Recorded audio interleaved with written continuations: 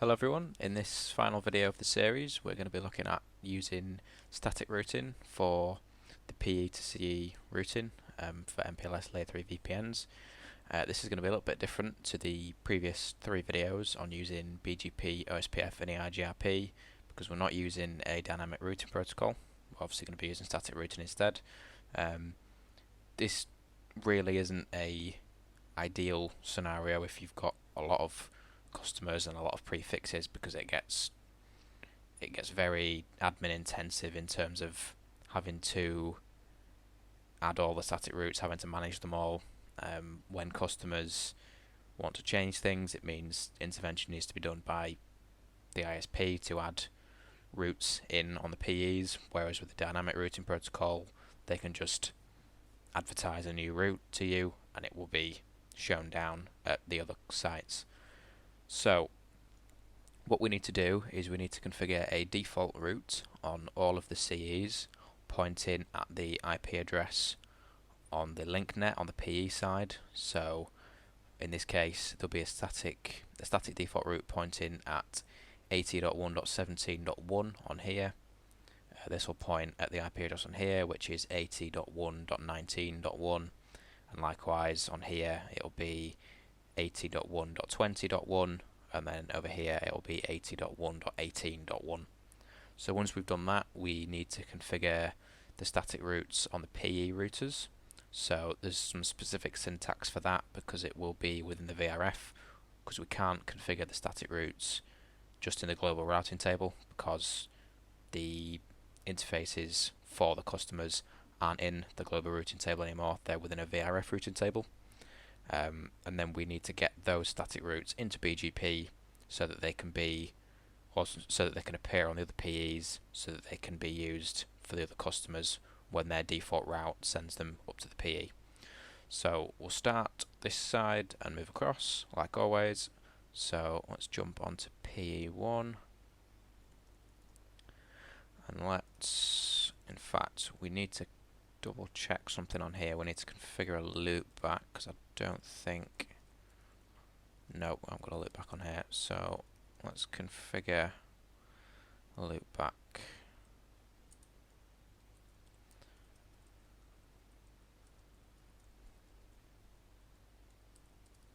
Okay, and actually while we're here, what we'll do is we'll do an IP route, we'll do a default route. So quad 0, and then we'll point that at 80.1.17.1, and then if we do a show IP route, we can see here, did that a bit too quickly. Actually, we got the wrong IP in here. Let me just amend that. It's 80.1.17.1. Apologies for that. Show IP route, and we can see here that the gateway of last resort is set to 80.1.17.1, which is this interface here.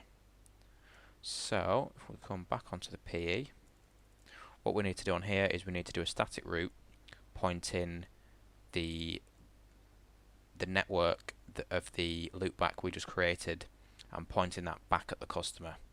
So what we need to do is IP route, and then we need to specify the VRF for cust A, and then the destination with 10.1.1.1 with a /32 mask, and then the forwarding router's address, or the next hop, is cust A site 1, so that's 80.1.17.2. So if we do a show IP route, we shouldn't see that in here because it's not in the global routing table, and we don't. There's no static routes. If we filter that for static, no static routes at all. But if we do a show IP route for VRF customer A, we see in here we've got the static route which points that loop back down to the customer. So at this point, if we ping within the VRF, we ping that loop back, because we've got the default route on the customer router, this should reply, and it does. So what we need to do is we need to redistribute that static route into BGP on the PE. So back into global configuration mode, into router BGP 65991, into the address family of IPv4 for the VRF customer A, and we just need to do a basic redistribute static. So if we do a show BGP VPN v4 unicast all, we should, see that static route in there. Likewise on P1 on our route reflector, show IP, show BGP VPN v4 unicast all. Again, we can see that there. So we need to do a similar configuration on CE cust A2. We need a loopback on there, and we need the default route. So do show IP interface brief just to double check. Yep, no loopback. So configure a loopback on here, and then we'll do IP route quad 0 for the default route, making sure we get the right IP address this time, so 80.1.19.1. So if we do a show IP route, we can see gateway of last resort is set. So then on PE2, which is the PE that this site is connecting to, we need to do the same thing again. So we need to do IP routes for the VRF cust A, and it's 10.2.2.2 with a /32 mask, and we are pointing that at this IP address on this interface here on G00, which is 80.1.19.2.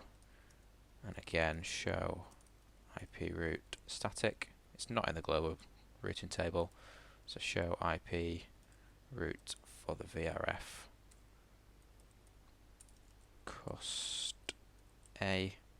We see that is in there. So what we need to do now is come into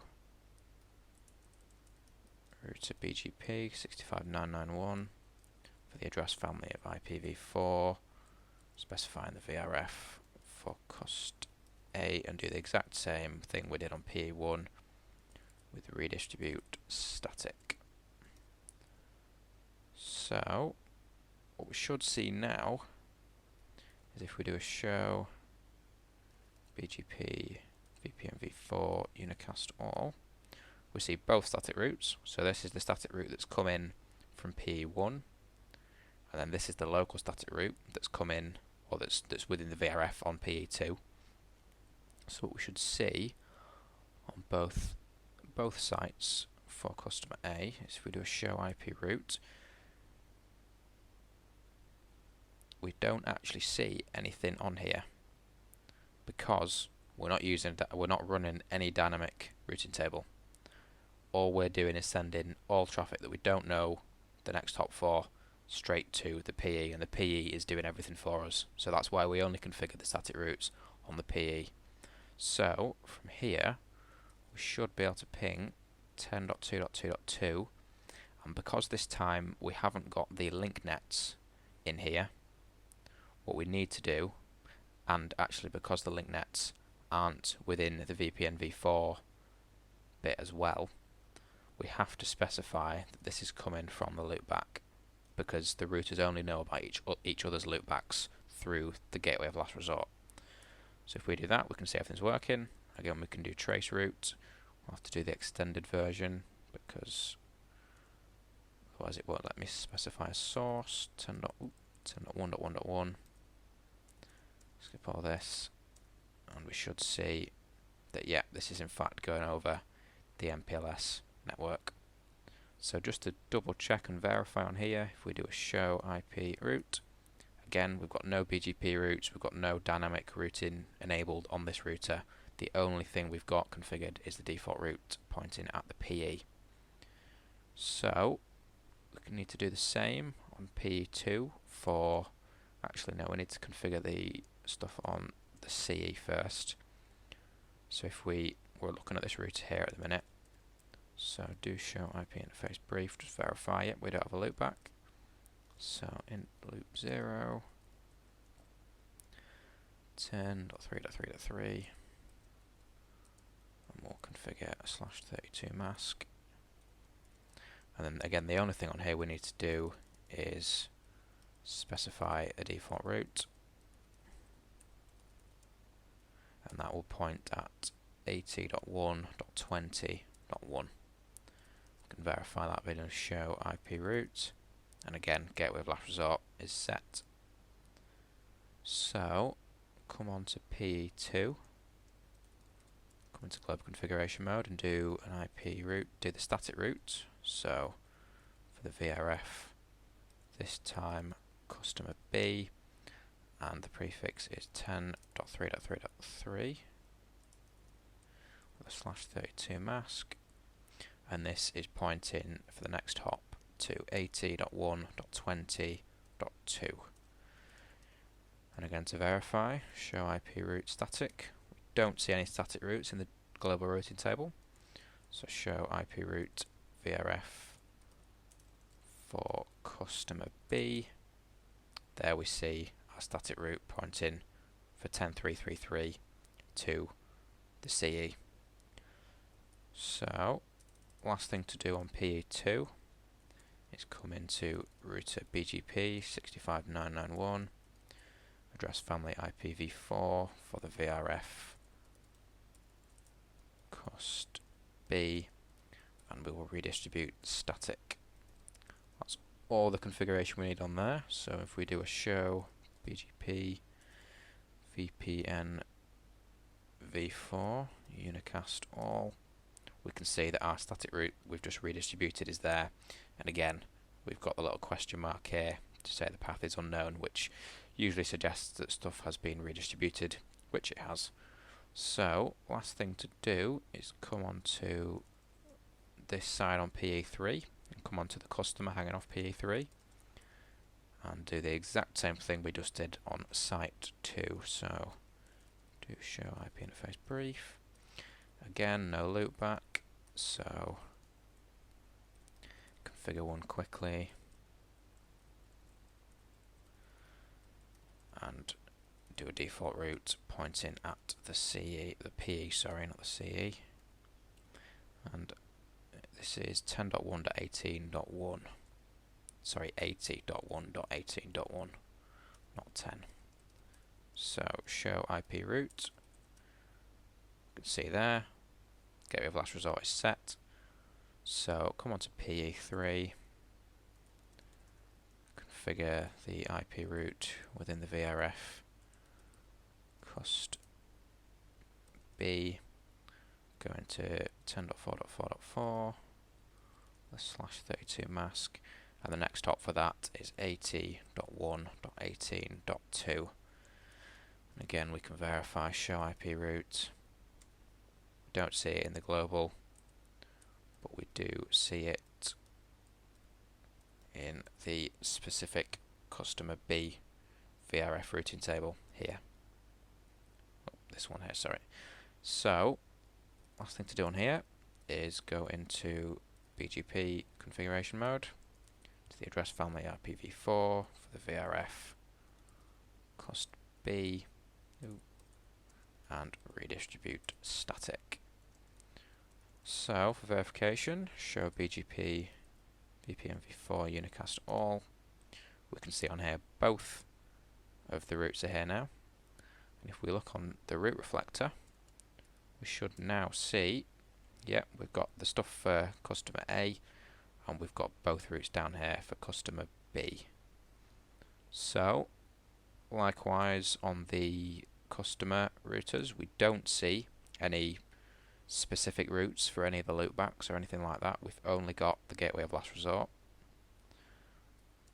Same one here. So again, the same as customer A, from customer B site 1 I can ping, just verify I'm getting the right IP address, 10.3.3.3. Make sure I'm sourcing that from my loopback, and we can see that's working fine. And again, we can do a trace route, making sure we specify the right addresses. So we're going to the loopback on site 2 from the loopback on site 1.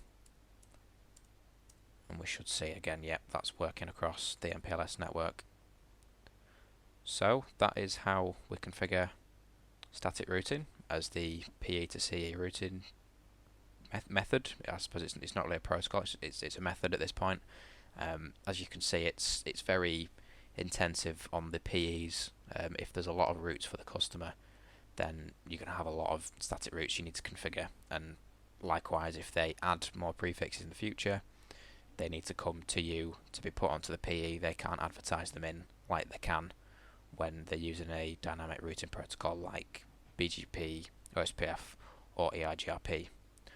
So that concludes this short little series on MPLS Layer 3 VPNs and how to configure them.